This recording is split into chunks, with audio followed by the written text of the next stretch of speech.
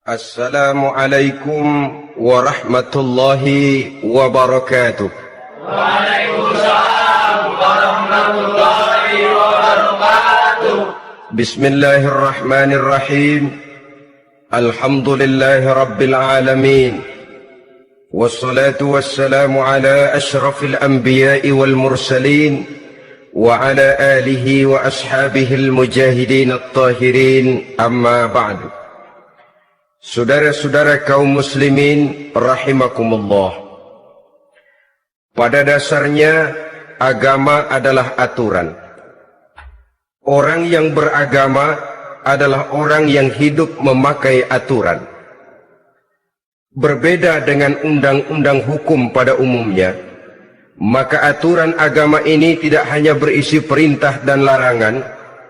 Ia di samping berisi perintah juga berisi anjuran, pembolehan, pencelaan, dan larangan.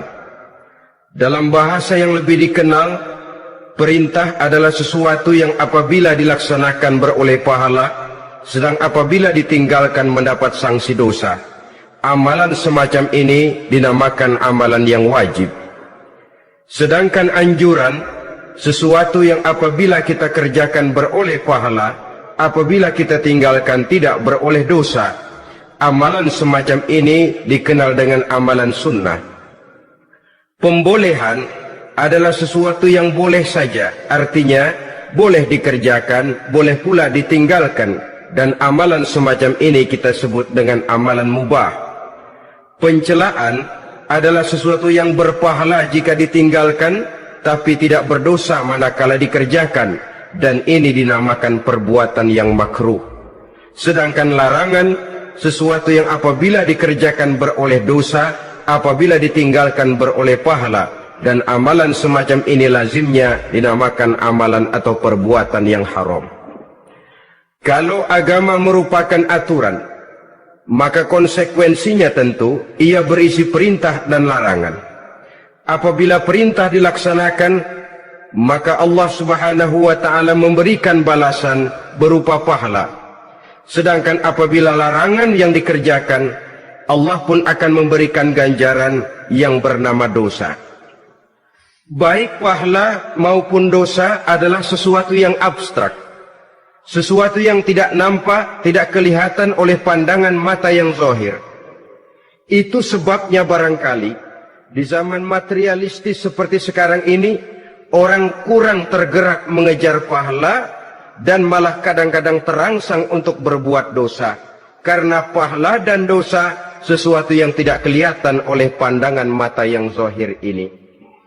Namun sungguh pun demikian, pahala dan dosa bisa mendatangkan kebahagiaan atau kegelisahan batin.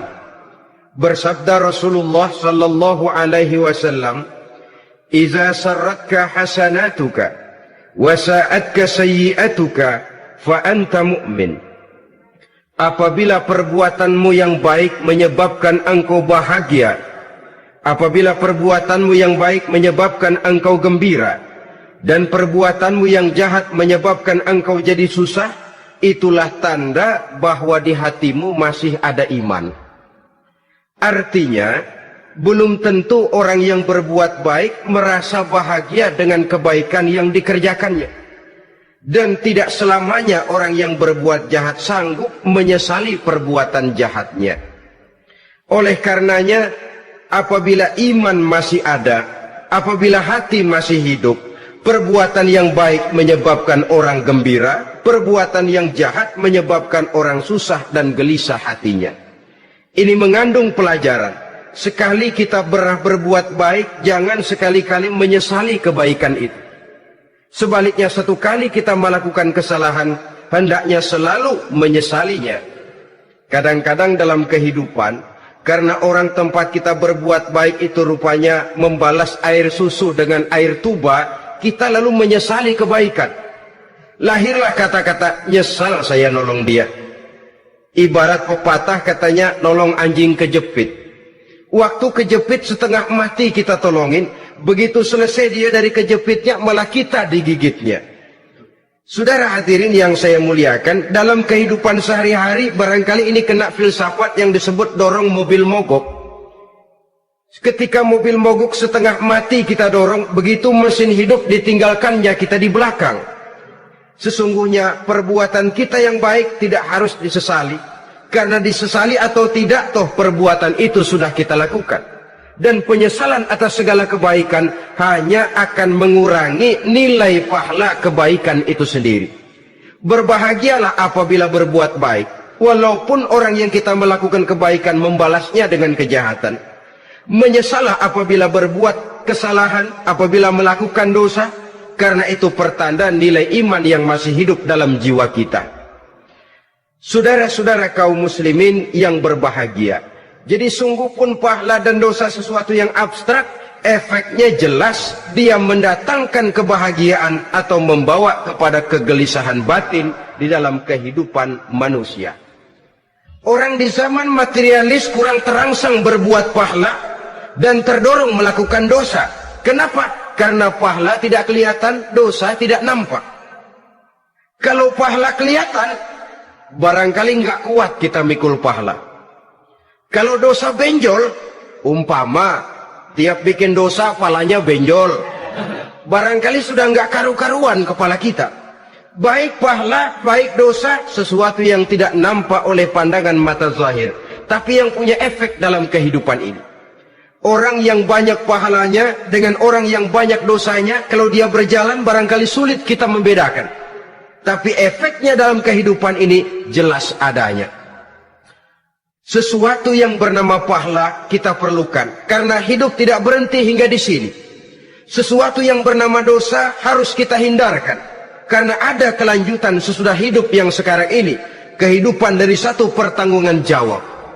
Itu sebabnya Imam Ghazali dalam bahasa yang indah sekali berpesan, "Jaddidis safinah fa innal bahra amiq, wa khuziz zad fa inna safara ba'id." Perbarui selalu kapalmu, rawat, jaga baik-baik, dandani kapalmu, fa innal bahra amiq, karena sesungguhnya lautan ini sangat dalam. Satu bahasa yang indah dari tamsil terhadap kehidupan. Perbaiki kapalmu karena lautan ini sangat dalam. Artinya jaga baik-baik hatimu, pelihara iman dan keyakinanmu, karena hidup ini bagaikan gelombang lautan. Tempo-tempo air tenang, tempo-tempo ombak menggila dan menggunung. Jaga iman baik-baik karena hidup penuh dengan cobaan dan ujian. Itu maksudnya. Wa khuziz zad fa inna safara ba'id. Dan bawa bekal yang banyak karena perjalanan hidup ini sangat panjang. Perjalanan ini sangat jauh. Kita kalau pergi keluar kota tentu saja membawa bekal. Makin jauh kota yang akan kita tuju, makin banyak bekal yang harus kita bawa. Alangkah sengsaranya manusia apabila dia akan pergi ke satu kota yang jauh, modalnya cuma nekat. Bagaimana nanti di sana sajalah. Tidak membawa bekal sebagaimana yang sewajarnya. Hal yang semacam ini senangnya sih belum tentu, keblangsak dan susahnya sudah kebayang. Itu dalam kehidupan di dunia ini. Bagaimana kalau sudah bicara tentang kehidupan yang akan datang? Karena sesungguhnya hidup ini merupakan satu perjalanan yang sangat panjang. Sejak kita tinggal di alam arwah, pada saat jasad belum lagi diciptakan Allah, ruh sudah diciptakannya lebih dahulu. Sampai kemudian kita pindah ke alam rahim, alam kandungan ibu, untuk kemudian berpindah kepada kehidupan dunia. Dari dunia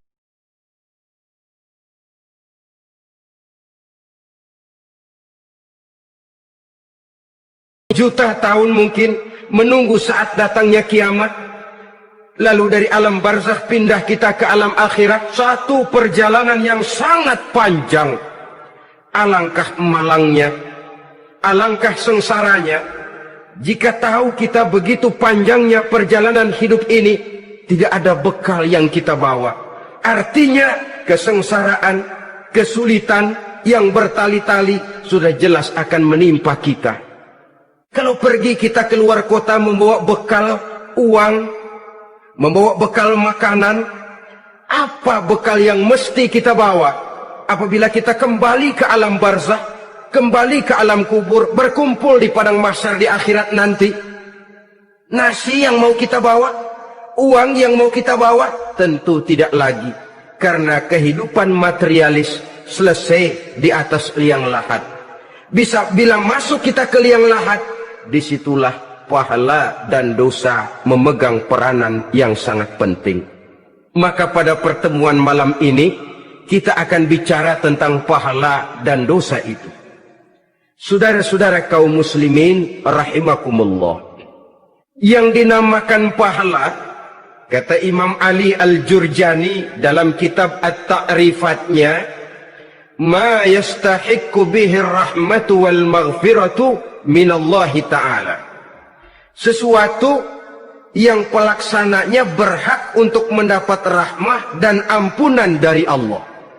Dengan kata lain, nilai pahala adalah akibat dari perbuatan-perbuatan di dalam melaksanakan perintah dan anjuran yang ada di dalam kehidupan agama. Apabila perintah dan anjuran kita laksanakan, nilai pahala itu lalu datang. Nah, nilai pahala dalam Islam, menurut konsepsi Quran, Allah menjelaskan, man ja'a bil hasanati falahu asyru amsalihha. Barang siapa yang datang membawa satu kebajikan, barang siapa yang melaksanakan satu kebaikan, maka dia akan mendapat balasan 10 kali dari kebaikan yang dikerjakannya. 10 kali ini pun masih dilipat gandakan dengan 7, 7 ini pun masih dikalikan 100, dan itu pun masih ditambah dengan pernyataan wallahu yudha'ifu liman yasha. Allah masih akan melipat gandakan perbuatan baik seseorang yang dikehendakinya. Itulah nikmatnya dalam Islam. Tetapi sebaliknya, wa man jaa'a bisayyi'ati fala yujza illa mislaha. Barang siapa yang melakukan satu kejahatan, dia tidak akan mendapat balasan kecuali sesuai dengan kejahatan yang dikerjakannya. Alangkah rahman dan rahimnya Allah.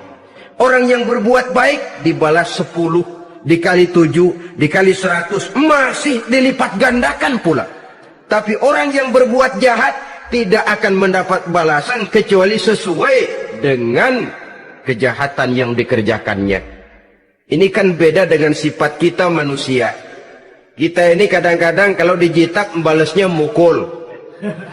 Tapi kalau orang berbuat baik kepada kita, kita enggan untuk berbuat baik kepada orang tadi. Allah tidak mengajarkan begitu. Satu kebaikan berbalas 10. Satu kejahatan berbalas dengan satu kejahatan. Maha Rahman dan Rahim Allah. Bahkan dalam Islam, niat berbuat baik saja mendapat pahala. Sedangkan niat berbuat jahat belum ditulis merupakan satu dosa sampai kejahatan itu dikerjakan oleh orang yang niat tadi. Umpamanya, saudara niat, nanti malam giliran pengajian saya mau hadir di majelis taklim. Pas datang waktu malam, hujan turun sangat lebat. Saudara berhalangan datang ke majelis taklim, saudara sudah mendapat pahala niat.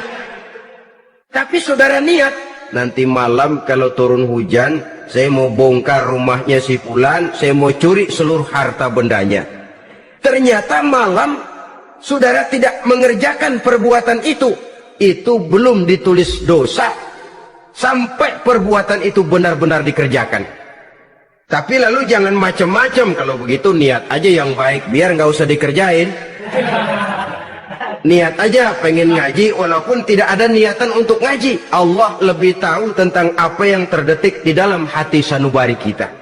Itulah sebabnya sangat dianjurkan orang untuk melakukan segala macam kebajikan, dan dianjurkan orang menjauhkan segala macam bentuk kejahatan, karena dia akan berefek melahirkan dosa dan pahala. Dosa dan pahala itulah alat untuk memperoleh kebahagiaan di alam kubur, di padang mahsyar, sampai di akhirat nanti. Di dunia ini mungkin segalanya bisa kita beli dengan yang namanya uang. Keamanan kita bisa menyewa petugas untuk menjaga rumah kita. Kendaraan yang mewah bisa kita beli. Udara yang sejuk bisa kita ciptakan. Siapa banyak uang, dia raja. Mungkin itu di dunia.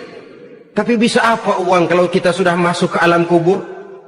Bisakah munkar nakir kita sogok? Udah kakir, jangan nanya nih, cepet. Bisakah malaikat azab menyingkir dengan uang semir? Ternyata tidak. Untuk memperoleh kebahagiaan di sana, nilai pahala. Kesengsaraan akan kita dapat kalau kita banyak menumpuk dosa. Oleh karena itu jangan beranggapan, pahala nggak kelihatan, dosa juga nggak kelihatan, biarin saja. Yang tidak kelihatan ini pada waktunya akan memegang peranan yang sangat penting. Tapi tidak cuma untuk menghadapi hidup di situ, kita lalu harus berbuat baik dan meninggalkan yang jahat. Terutama juga di dunia ini. Toh pepatah bilang gajah mati meninggalkan gading, harimau mati meninggalkan belang. Apa yang akan kita tinggalkan setelah kita mati? Kita ingin jasad kita boleh hancur terkubur tanah, tapi nama kita ingin hidup terus, dikenang orang 100, 1000, bahkan 1.000.000 tahun yang akan datang. Ditulis orang dengan tinta emas dalam sejarah, tercatat kita sebagai orang baik-baik. Saudara-saudara kaum muslimin rahimakumullah. Lalu perbuatan apa yang bisa mendatangkan pahala itu? Saudara-saudara, semua perbuatan yang diperintah dan dianjurkan oleh Allah, yang dikerjakan dengan ikhlas hanya untuk mencapai ridho Allah, mendatangkan pahala.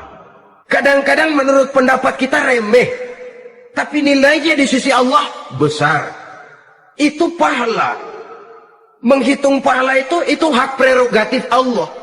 Perbuatan yang ringan Allah memberikan ganjaran yang besar, itu urusan Allah. Misalnya, kata Nabi, la tahkiranna minal ma'rufi syai'an. Jangan kamu menganggap remeh perbuatan baik walaupun kecil. Jangan merasa sulit melakukan perbuatan yang mengandung pahala. Bertemu dengan teman, muka kita cerah, berpahala. Menyingkirkan duri di jalanan, berpahala. Menolong orang yang sesat, memberitahu orang yang bertanya, berpahala. Tidak sulit kalau kita mau. Yang diperintah dan dianjurkan oleh agama, itu perbuatan yang mengandung nilai-nilai pahala. Masalahnya cuma tinggal mau atau tidak, dan dikerjakan dengan ikhlas. Bertemu teman, mukanya cerah, pahala. Menyingkirkan duri di jalanan, pahala. Sedekah, pahala. Tidak berupa perbuatan, bisa berupa ucapan. Misalnya bersolawat, pahala. Bertasbih dan bertahmid, pahala. Kata Nabi, kalimatani khafifatani 'alal lisan, saqilatani fil mizan. Ada dua kalimat yang enteng di lidah tapi berat di timbangan akhirat nanti. Apa itu? Subhanallah walhamdulillah. Itu kan amalan yang ringan, perbuatan yang mudah saja, tapi nilainya demikian besar dalam pandangan Allah. Jadi pendeknya, perbuatan yang bernilai pahala adalah perintah dan anjuran agama yang dilaksanakan dengan ikhlas semata-mata untuk mencapai ridho Allah, itu mengandung pahala. Niat dasarnya itu harus karena Allah, landasannya harus karena ikhlas. Bukan cuma sekedar basa-basi, tidak karena ingin dipuji orang, tidak karena mengharap tanda jasa, tapi ikhlas semata-mata.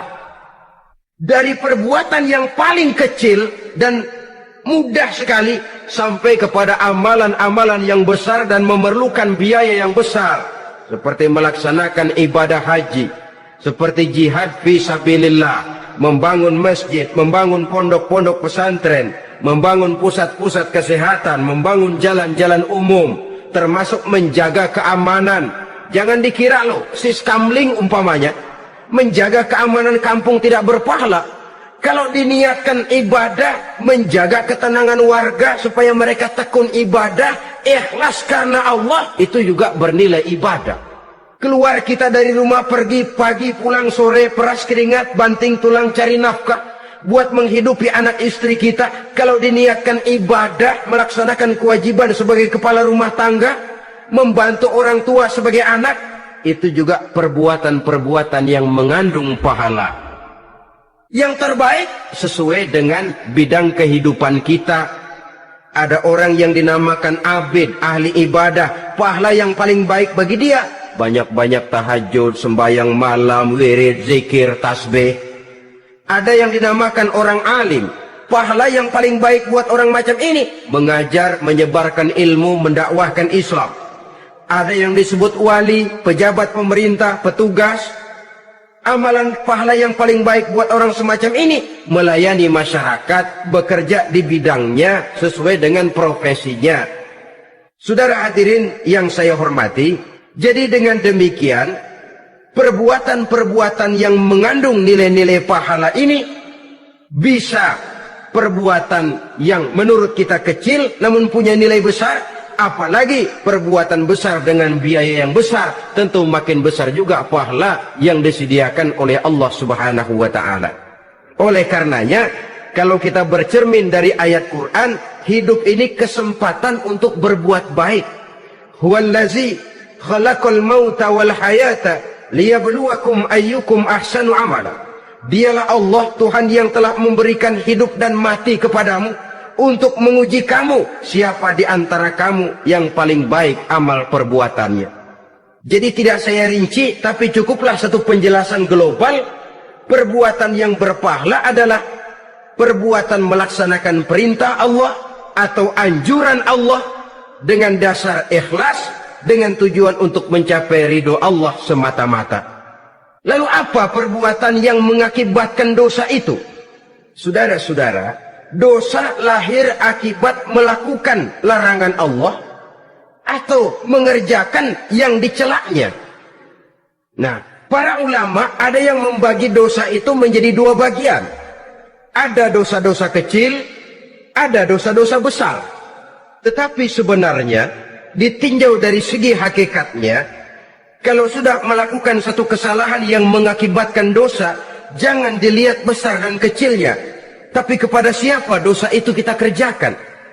Sebab kalau dosa kita anggap satu yang kecil, orang akan terangsang untuk mengerjakan yang kecil-kecil saja.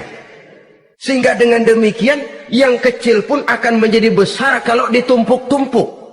Sedangkan yang besar bisa saja menjadi kecil kalau selalu diiringi dengan permohonan ampun kepada Allah. Itu sebabnya para ulama sufi, orang-orang tasawuf mengatakan la saghair ma'al istimrar wala kabair ma'al istighfar. Tidak ada dosa yang kecil kalau dikerjakan terus-menerus, dan tidak ada dosa yang besar kalau digempur tiap saat dengan perbuatan istighfar atau memohon ampun kepada Allah Subhanahu wa ta'ala. Cuma saja pada umumnya, karena dosa-dosa kecil itu lebih mudah taubatnya, dan ada janji Nabi, barang siapa yang meninggalkan dosa-dosa besar akan diampuni dosa-dosanya yang kecil-kecil.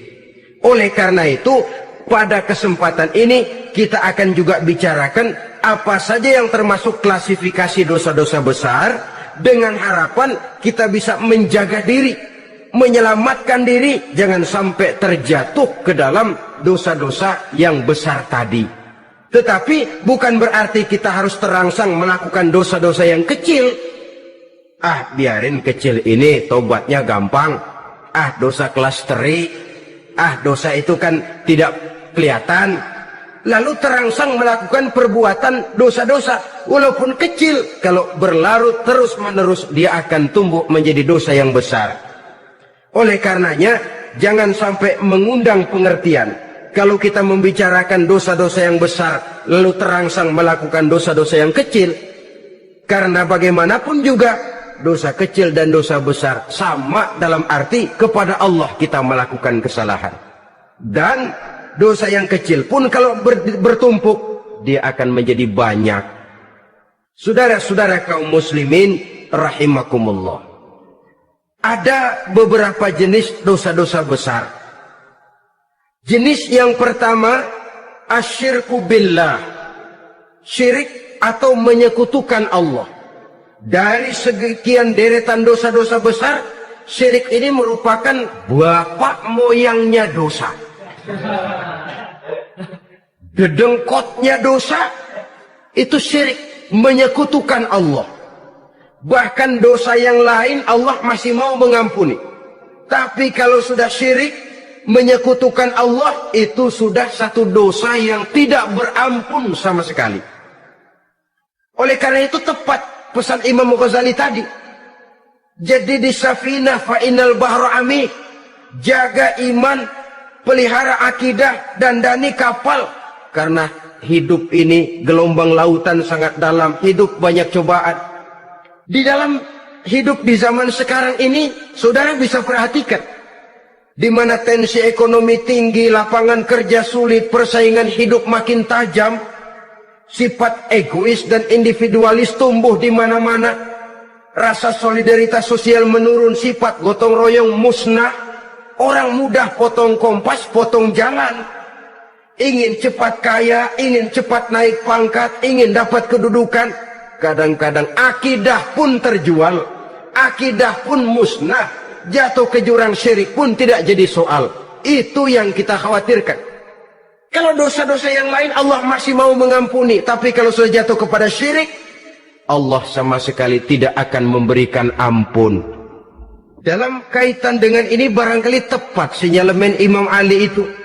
Andai kata kemiskinan merupakan satu kepribadian, saya akan membunuhnya lebih dahulu. Artinya memang kemiskinan ini sering mendorong orang kepada jurang kemusyrikan. Tidak tahan menghadapi godaan perut akibat tensi ekonomi yang tinggi, lapangan kerja yang sulit. Iman pun jadilah ditukar dengan 3 liter beras. Akidah pun jadilah dibarter dengan 3 bungkus supermi, dengan pakaian bekas, dengan obat-obatan. Tidak jadi soal baginya mengejar kebahagiaan yang relatif singkat dengan mengorbankan kebahagiaan yang abadi. Persis ibarat pepatah, nyari jarum kampak hilang. Mencari sesuatu yang kecil, yang besar jadi sia-sia. Membela perut, mengorbankan akidah. Na'udzubillah summa na'udzubillah. Saudara-saudara kaum muslimin rahimakumullah. Ini fakta. Ini kenyataan. Dan hal semacam ini tidak bisa diatasi cuma dengan ceramah, simposium, diskusi, seminar. Apalagi Nabi berpesan, solahu ummati bil ilmi wal mal. Umatku hanya bisa menjadi baik akidahnya dengan ilmu dan harta. Itu bahasa Nabi. Kalau bahasa kita sekarang, dengan ekonomi dan pendidikan. Ilmu, pendidikan, ekonomi, harta. Tanpa itu sangat besar kemungkinan kita bisa menjual akidah, terjerumus di lembah kemusyrikan. Maka terutama kepada saudara-saudara saya, muslimin yang terpencil jauh dari kota-kota besar, yang kadang dalam kehidupan seharinya imannya sering digoda oleh supermi, akidahnya sering ditantang oleh pembagian beras, pakaian-pakaian bekas, obat-obatan dan sebagainya. Jaga dan bentengi akidah kita. Lebih baik nyawa berpisah dari badan, asal iman jangan berpisah dari hati. Kepada adik-adik saya para remaja, para pemuda di kota-kota besar, yang iman dan akidahnya sering ditantang dengan minuman-minuman keras, fasilitas-fasilitas yang menghanyutkan, yang secara terarah dan praktis sedikit demi sedikit menggiring kita untuk keluar dari nilai-nilai akidah. Hati-hati, jaga baik-baik, sebab intan paling mahal, mutiara paling berharga, tidak lain nilai iman ini. Tergelincir kita daripadanya, jatuh ke lembah kemusyrikan, jatuh ke satu dosa yang teramat besar, yang Allah tidak akan pernah memberikan ampun lagi. Ini dosa besar yang pertama. Yang kedua, qatlun nafsi illa bilhaq, membunuh orang tanpa alasan yang benar. Di zaman kesulitan ekonomi kadang-kadang orang mudah nekat. Tengok saja, kadang-kadang karena pasal uang 100-200 perak saja nyawa bisa melayang. Kadang-kadang karena urusan yang remeh, salah omong, salah ambil, salah ucap, salah pegang, nyawa bisa jadi melayang. Alangkah murahnya nyawa, seakan-akan kita yang punya. Padahal nyawa itu hak milik Allah. Tidak pantas kita merampasnya, tidak pantas kita menghilangkannya dari jasad seseorang. Oleh karenanya, membunuh orang merupakan satu dosa yang sangat besar. Jangankan kepada orang yang seakidah, orang yang lain akidah saja pun, kalau dia hidup berdamai, rukun, berdampingan, kita harus melindungi. Apatah lagi teman seakidah sendiri.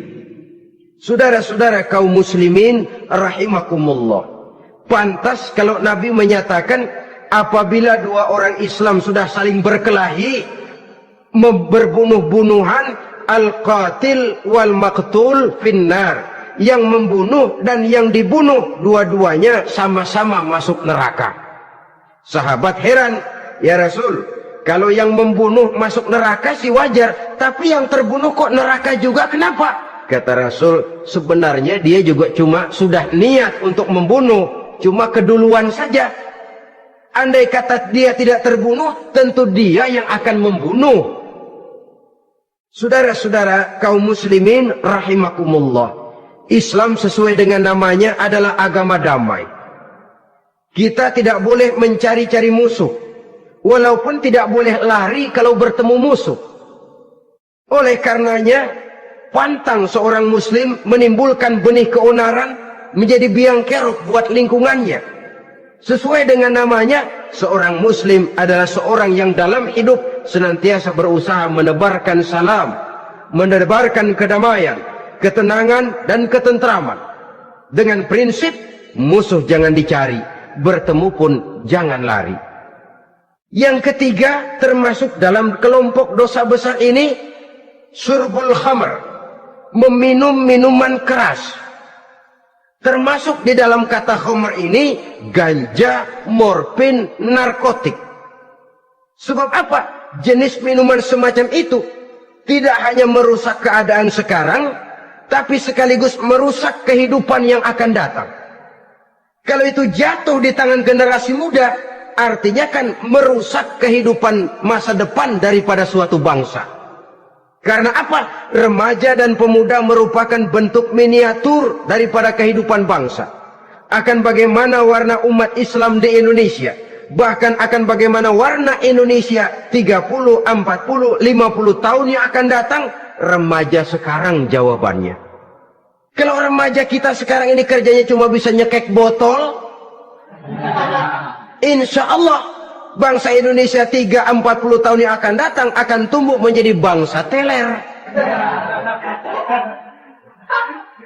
Tidak banyak yang bisa kita harapkan. Remaja adalah gambaran masa depan dari satu bangsa, dari satu umat. Dan remaja itu di dalam dirinya secara fitrah terkumpul semua bakat, terdapat semua kemungkinan. Kita ini lahir membawa sifat pemimpin, tapi juga membawa sifat pengacau. Kita ini ada bakat jadi orang jujur, ada bakat jadi pengkhianat. Kita ini ada bakat menjadi orang baik-baik, kita juga punya bakat jadi biang kerok. Kita kemungkinan bisa jadi pemimpin bangsa, tapi juga bisa menjadi pemimpin bangsat. Nanti lingkungan dan pendidikan akan menumbuhkan, membentuk mana yang tumbuh lebih subur. Kalau lingkungan dan pendidikannya lebih banyak bercerita tentang kejujuran, maka nilai kejujuran yang akan tumbuh lebih banyak dalam jiwanya. Dan insya Allah diharapkan dia akan menjadi manusia yang jujur di kelak kemudian hari nanti. Dan masalah minuman keras ini sebenarnya berkait. Kita tidak bisa cuma menyalahkan remaja saja, menyalahkan pemuda saja. Karena bagaimanapun masalahnya kompleks. Menghancurkan sesuatu tanpa melihat kausalnya, tanpa melihat sebab akibatnya, kan sama juga bohong. Kemungkinan karena broken home, kemungkinan karena pergaulan, kemungkinan karena kurang perhatian orang tua, kemungkinan karena akibat bacaan, tontonan, atau fasilitas berupa dibukanya pabrik-pabrik minuman keras, dijualnya minuman-minuman keras, di warung-warung yang remang-remang, yang memberikan kenikmatan, kebahagiaan dan kebanggaan tersendiri, sehingga akhirnya orang terangsang untuk datang dan minum di sana. Pada dasarnya memang sepele, cuman minum, nggak ngerugiin orang lain kan? Iya, pada waktu minum. Tapi dikala sudah mabuk, out of control, apapun bisa kita lakukan. Yang kita ucapkan kita tidak sadari lagi, yang kita kerjakan tidak kita sadari lagi. Dikala itu segala macam kejahatan bukan sesuatu yang tidak mungkin untuk kita laksanakan. Nggak ngerugiin orang lain, memang pada saat mau minum. Tapi begitu minum, mabuk, kita bisa merugikan orang lain. Setidaknya merugikan diri sendiri. Pertumbuhan IQ menjadi lemah, semangat kehidupan hilang, gairah kerja menurun, kalau tidak ada sama sekali. Lalu apa yang bisa kita lakukan di dalam kehidupan? Dan akan lebih celaka kalau ini menimpa kehidupan generasi muda kita. Kadang-kadang yang ironinya, kalau yang orang tuanya mampu barangkali masih tertolong, tapi yang orang tuanya kondisi ekonomi lemah masih kepengen teler juga. Orang tuanya nggak mampu masih pengen mabuk. Dari ganja, morfin nggak dapat, akhirnya kaleng cat diisepin. Yang penting kan bisa teler, mendatangkan satu kebahagiaan tersendiri.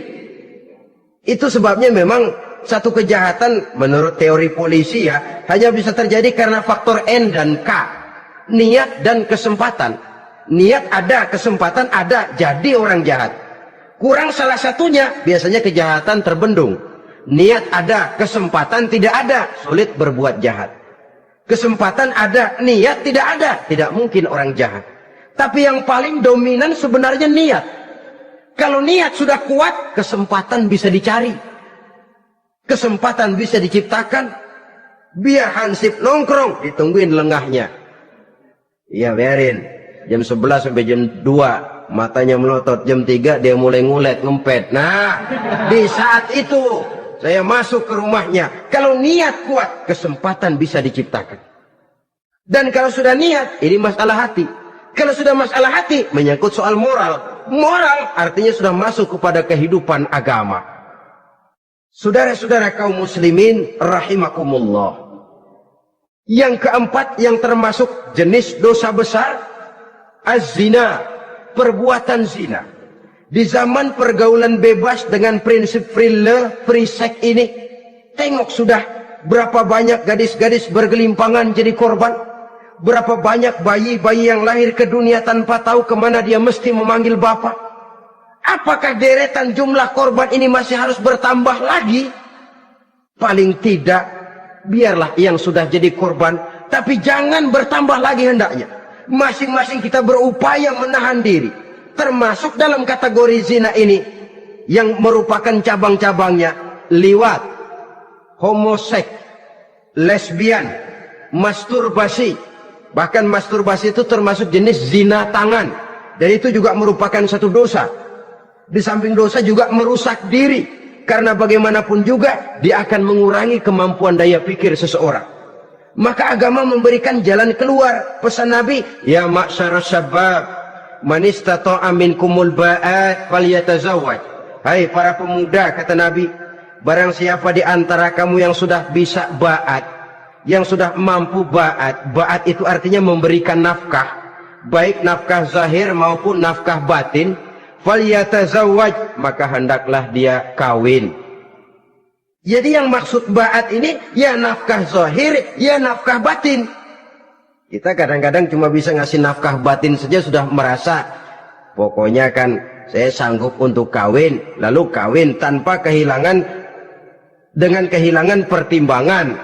Saudara-saudara, wa illam yastati, adapun kalau dia belum mampu, fa alaihi bisyam, hendaknya dia banyak puasa. Fa innahu lahu wija, karena puasa itu akan merupakan benteng jangan sampai orang memperturutkan hawa nafsunya. Andai kata puasa belum hobi, banyaklah olahraga para pemuda, para remaja. Karena dengan olahraga, pemikiran untuk memperturutkan hawa nafsu agak sedikit terkendali dan energi tersalurkan dalam bentuk yang positif. Pendeknya kreatif, banyak kegiatan. Ini pesan Imam Syafi'i tepat itu. Kata beliau, inni ra'aitu wuqufal ma'i yufsiduh insala toba wa illam yajri lam yatib. Aku melihat air kalau diam rusak, tapi kalau dia mengalir jernih. Air kalau ngendap nggak ngalir, nyamuk nyarang di situ, bisa jadi sumber penyakit. Manusia hidup begitu. Kalau nggak punya kegiatan, nggak kreatif, kerjanya cuma delohom, ayem-ayem, akhirnya jadi ngerusak. Ngomongin orang, si ano ngapa, ano. Kebangetan nggak ngapa-ngapain, orang aja dipontenin. Orang diomongin, lahirlah namimah, lahirlah ribah. Saudara-saudara, air itu kalau ngendap ada aja yang nyarang.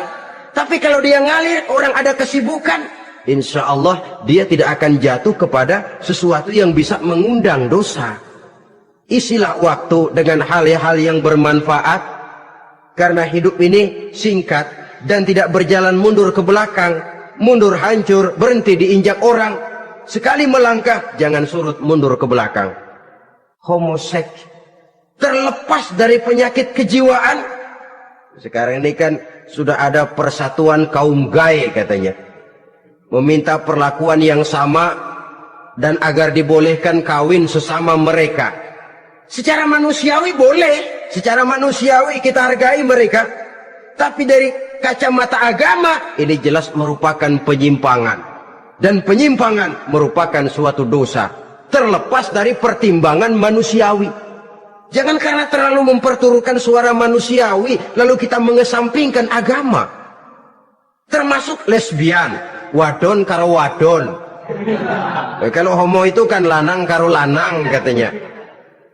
Saudara-saudara kaum muslimin rahimakumullah, ini bukan penyakit baru. Liwat, homoseks sudah dikenal dari zamannya Nabi Lut. Laki dengan laki. Lesbian dari zaman istrinya Nabi Lut. Terlepas dari penyakit kejiwaan, dari segi agama, ini merupakan penyimpangan dan merupakan dosa yang besar.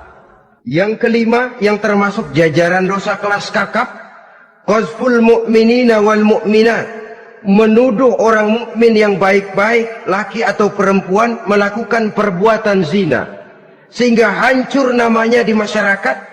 Ini merupakan satu perbuatan dosa yang sangat besar dan sangat dimurkai oleh Allah. Saudara-saudara kaum muslimin rahimakumullah.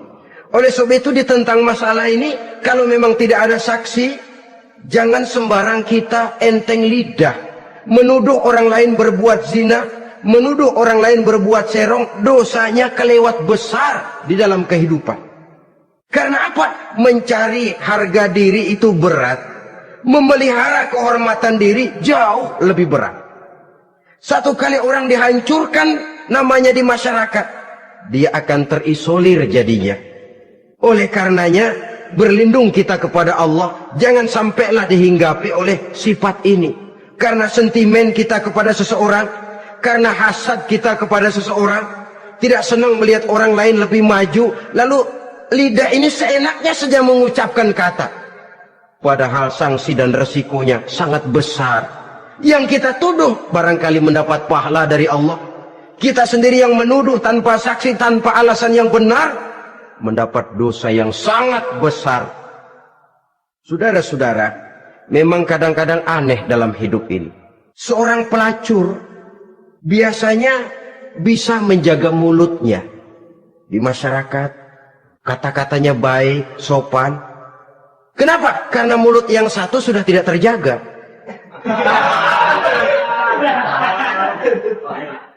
Kita kadang-kadang kehormatan bisa kita jaga, tapi mulut tidak terkontrol.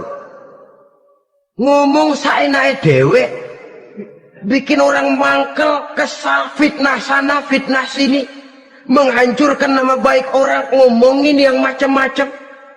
Bagai-bagai macamlah caranya. Saudara-saudara kaum muslimin yang berbahagia. Jadi dengan demikian, menuduh orang lain berbuat zina, sedangkan orang itu tidak pernah melakukannya, ini termasuk satu dosa yang sangat besar di dalam kehidupan ini. Yang keenam, al-aqu bil walidain, durhaka kepada ibu bapak. Seorang anak, bagaimanapun banyak nilai ibadahnya, banyak kebaikan di masyarakat, menyandang berbagai macam gelar, pangkat dan jabatannya tinggi, tapi kalau sudah durhaka kepada kedua orang tuanya, alamat hidup tidak lagi membawa keberkahan. Dan itu dosa yang sangat besar. Sampai Nabi sabdakan, ridho Allah ada di dalam keridhaan ibu bapak, murka Allah pun ada di dalam kemurkaan ibu dan bapak. Walaupun belum tentu setiap kita orang tua, tapi yang jelas setiap kita adalah anak. Dan setiap anak punya ibu dan bapak. Jangan sampai kacang lupa kepada kulitnya. Saudara-saudara kaum muslimin rahimakumullah, durhaka kepada ibu bapak merupakan perbuatan yang sangat dimurkai oleh Allah. Apalagi ibu yang telah melahirkan kita, bahkan mengandung kita. Begitu juga bapak yang telah berusaha peras keringat banting tulang untuk mengasuh membesarkan kita. Tidak ada perbuatan baik yang kita lakukan untuk bisa menebus kebaikan daripada ibu dan bapak kita. Setidaknya kalau belum bisa berbuat baik kepadanya, kepada keduanya, janganlah menyakiti hati keduanya. Itu saja dulu yang harus dijaga. Kadang-kadang sudah berbuat baik enggak, nyakitin melulu. Sudah nyenangin belum bisa, saban sehari nyakitin saja. Padahal kedua orang tua itu doanya manjur, sebagaimana sumpahnya juga bisa jadi kenyataan. Dan sering bahkan menjadi kenyataan. Sampai ibu bapak sudah wafat, sudah meninggal sekalipun, kewajiban berbakti masih harus terus dilakukan oleh seorang anak. Lalu yang ketujuh, at-tawalli yaumaz zahfi, berpaling pada hari pertempuran. Orang sedang sibuk-sibuk menghadapi musuh, maksudnya berjuang membela agama ini, dia lari menyelamatkan diri. Pengecut, mental munafik. Ayo, kalau demi agama, mari kita maju ke depan. Allahu Akbar, yang besar Allah, yang lain kecil semua, maju. Orang lain maju serentak, dia mundur jauh ke belakang. Mental munafik, mental calo, istilah sekarang ini. Oh, itu calo, mental calo, Tuhan gedek banget itu. Coba ya, calo itu paling sibuk nyuruh penumpang naik. Tapi sementara penumpang naik sampai ke tempat tujuan masing-masing, calonya nggak kemana-mana, diem aja di situ. Cuma orang aja disuruh naik. Saudara-saudara, kerja bakti, orang turun ke comberan, dia naik ke tempat tidur. Mundur di hari pertempuran, menyebabkan orang lain gugur, dia sendiri menyelamatkan diri. Mental pengecut, mental munafik, itu merupakan dosa yang sangat besar. Saudara-saudara kaum muslimin rahimakumullah, itu sebabnya agama itu memerlukan keberanian, memang, tapi bukan keberanian yang tanpa perhitungan. Sebab berani tanpa berhitung namanya berani babi. Kita berani kalau benar, kita harus takut kalau salah. Jangan dibalik. Salah berani, nekat namanya. Benar takut, pengecut namanya. Orang yang pengecut adalah orang yang takut membela kebenaran. Orang yang nekat sesungguhnya udah salah nggak malu lagi, udah salah nekat lagi, merasa rugi berbuat kebaikan, puas kalau berbuat kejahatan. Padahal Nabi pesan, siapa yang berbuat dosa sambil tertawa, nanti dia akan masuk neraka sambil menangis. Karena itu dipesan pula di dunia ini, sering-seringlah mencuci mukamu dengan air mata taubat. Cuci lidahmu dengan zikir kepada Allah. Bersihkan hatimu dengan air ikhlas. Saudara-saudara kaum muslimin rahimakumullah, kan ada toh orang berbuat baik nggak gembira, tapi berbuat jahat malah puas. Atau sama saja, orang lain berbuat baik, hatinya kesel. Orang lain berbuat jahat, dia malah mendukung. Atau orang lain tergelincir berbuat jahat, dia malah girang. Ini kan tidak objektif.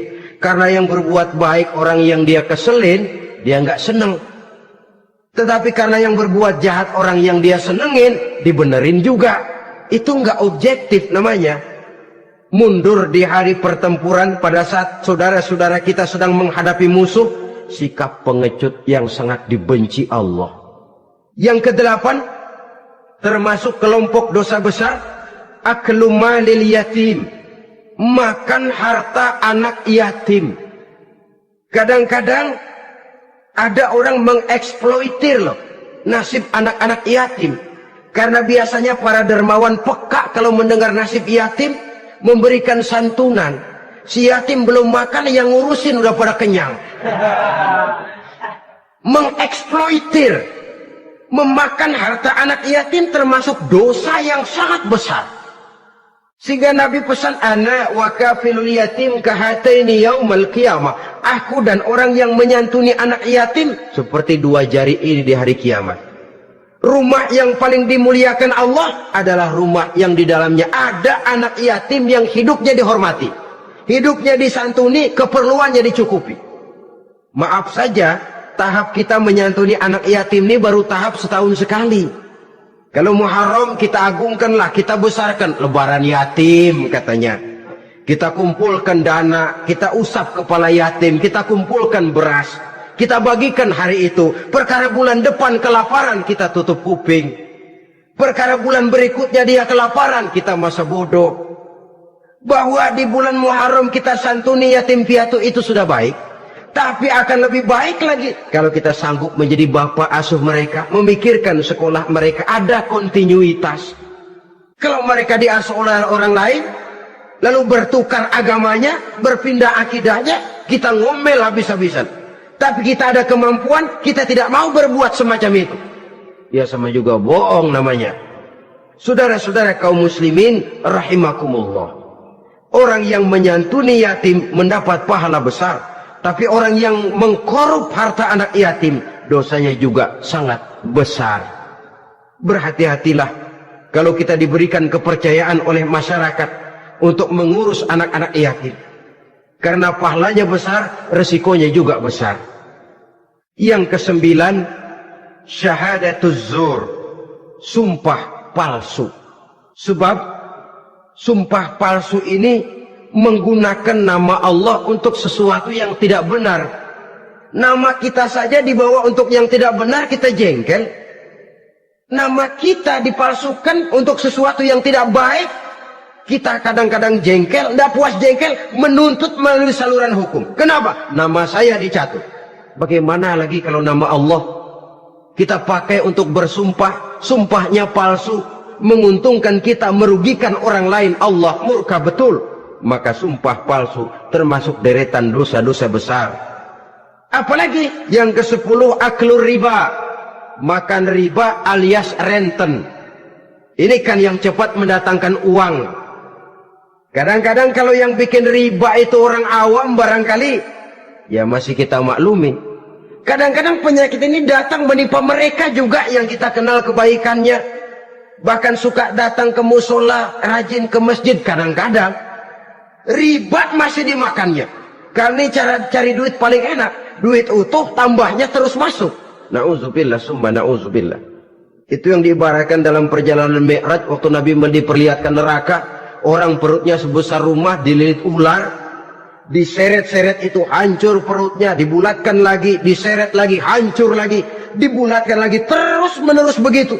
Dia berteriak, mengerang, mengeluh, mengaduh kesakitan. Nabi tanya, itu apa Jibril? Itu contoh dari umatmu yang suka makan riba Muhammad. Makan renten. Saudara-saudara, ini kan mencekik leher orang. Orang sedang kesulitan. Kelihatannya sih baik, menolong. Tapi di belakang menolong itu nyekek. Di belakang nolong itu nyekek. Dan nyekek itu sebenarnya tujuan utamanya. Orang yang menjalankan riba pada dasarnya tidak punya perikmanusiaan kemanusiaan kok. Kalau dia kelihatannya mau menolong, kelihatannya motifnya mencari untung di belakang itu. Jauh dari kemanusiaan. Yang ke-11, saudara-saudara, termasuk jajaran dosa besar itu, qat'ur rahim, memutuskan silaturahmi. Marah, hobi sama marah. Kalau 3 hari nggak marahan sama orang, ngebet palanya. Selalu nyari gara-gara. Kalau udah marah berlaku perpanjangan waktu. Tahun, 2 tahun, kadang-kadang seumur hidup. Saudara hadirin yang saya muliakan. Apalagi mengurangi timbangan termasuk kelas dosa besar. Makan suap termasuk dosa besar. Semir menyemir dosa besar. Apalagi bunuh diri. Bunuh diri dosa besar. Kadang-kadang karena sulit nekat. Daripada hidup susah mendingan mati sekali.